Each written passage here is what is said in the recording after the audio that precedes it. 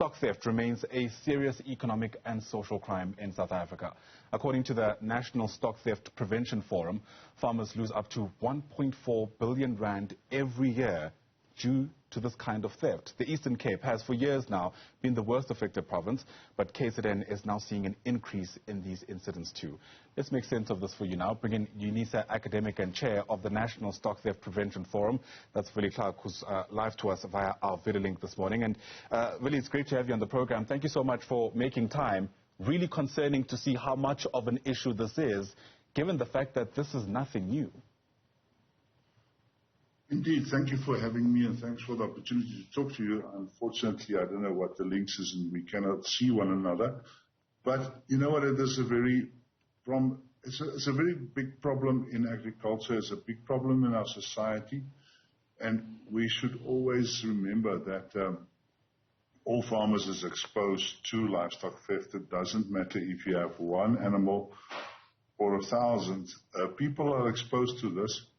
And from our research and from our information, we do know that specifically the Eastern Cape, in the areas of BT and then up to Mthatha, up to Ntsolo, and then you go up to Matatiele, that is actually the big hotspot of South Africa, where we have serious problems when it gets to livestock theft. Yeah. But when you look at the Eastern Cape, you must remember that in the Eastern Cape we have a big problem with sheep theft. But the moment you go to KZN, the problem actually swaps around. In KZN you have a big problem with cattle theft, not so much with sheep theft. It is the terrain, it's the vegetation, everything dictates which animals are hosted where and feeded wherever. So that is the reason you have the differences between the two provinces. Right. I mean, you know, for people who aren't in the farming industry, it's a bit difficult to try to conceptualize how something like an entire sheep or multiple sheep could be stolen without anybody noticing. So are you able to describe to us what typically the modus operandi is when these crimes are being carried out? No, specifically in the Eastern Cape, we do have cattle that's stolen by means of robbery. People are held ransomed with guns and then the animals are simply just taken. In other cases, they are merely, when they are in the kraals at night, people would come in and they steal them, and the next morning when you wake up, you see your animals is gone. We also have a tendency in areas around Gauteng where you will find that your animals are simply just slaughtered and the meat has been taken away. So there's a lot of differences going on, but what we've seen, the tendencies we've seen in the last couple of years is that the number of animals stolen per incident is increasing.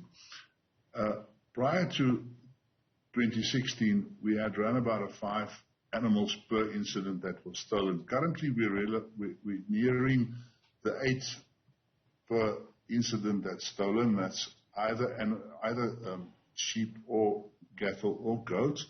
So the amount of animals stolen per incident is increasing in South Africa. So our only conclusion is that the influences of organized crime is really becoming rife in our country. We did studies and we know that about 85% of all livestock stolen is organized in nature. So this is a serious concern for the farming community in South Africa. Yeah, and you've spoken about how the Eastern Cape and KZN, for instance, are home to hotspots. Essentially, that's where farmers are usually targeted. But it doesn't mean that that's where the livestock ends up. I mean, I've heard instances where sometimes livestock will be stolen in the Eastern Cape and land up in Limpopo. How does that complicate any kind of intervention that could take place? That's one of our biggest concerns is the movement of animals in South Africa. Currently, in 1993, we abolished the law that prohibited the movement of animals during night hours. That creates a problem because these big trucks can travel in 12 hours, they can travel a long time. One of the incidents that I've been involved in and that I personally know of is that animals were moved in one night for 1,113 kilometers from the Free State, and the next morning they were sold in an auction in the Western Cape. So we've seen this. But I always say to people that when you look at your perpetrator, you always need to look at what is the means of transportation that that person do have. Is it a person on foot? A person on foot will not steal further than 10 kilometers from home. A person with a bicycle, you add another 10 kilometers. A person with a Nissan 1400, you add a little bit more. And so you can carry on. But as soon as we get to the big trucks, the 8-tonners and then the interlinks, you will find that they can move 1,000 kilometers in a day. There's been several units that have been developed by officials to try to combat this. I wonder how useful they are. The Anti-Stock Theft Task Team, the Vrede Stock Theft Unit, the Ithemba Security, we're told, are all aimed at trying to curb this issue. But as you answer that question, help us also place what the possible ripple effects will be for ordinary citizens who are obviously affected by how our farmers are faring in the country. Now, let's get to the anti-stock theft units and all the antis, whatever. They're all part of the National Stock Theft Prevention Forum. We have stock theft information centers, and these people give themselves other names, but they all join into the National Stock Theft Prevention Forum, where we talk to the police, where we have good relations with them. And we must admit there are sometimes not really good relations that we do have with them. So that is how these people operate and how they go about. So the Stock Theft Information Centers does have an impact on the reducing the number of crime. How does it affect the normal person in the cities?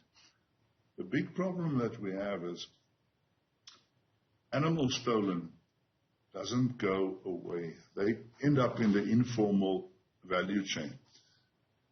They are sold on streets, they are sold in markets, they are sold at stations, at informal, wherever they are sold, which means that those animals are sold at a lesser price because they don't go through all the hygiene tests and through all the abattoirs and those, so they are sold very, very cheap, which means in the formal value chain, there is less animals to be sold. And on the principle of the need of your people in the formal sector, the demand and supply determines supply. So there's a lesser supply into the chain, which means there's a higher demand and the prices rise. Right. So ultimately, ultimately the farmer does pay, but the consumer is also paying. I can just mention that I'm currently working with the University of Free State. We are trying to develop a model to see exactly what the financial impact is. And of course, currently we just calculate the amount of animals stolen, but we don't really know what is the impact on the whole value chain. Absolutely. An impact which, in some way or the other, is going to be felt ultimately by the consumer, and that's why the story is so important. Thanks very much indeed for giving us the context we needed and for helping us connect the dots. Hopefully this is an issue that will be sorted and will receive the attention it deserves rather sooner than later. For now, thanks very much indeed once again. Willie Clack is the chairperson of the National Stock Theft Prevention Forum. Once again, thanks very much indeed for your time.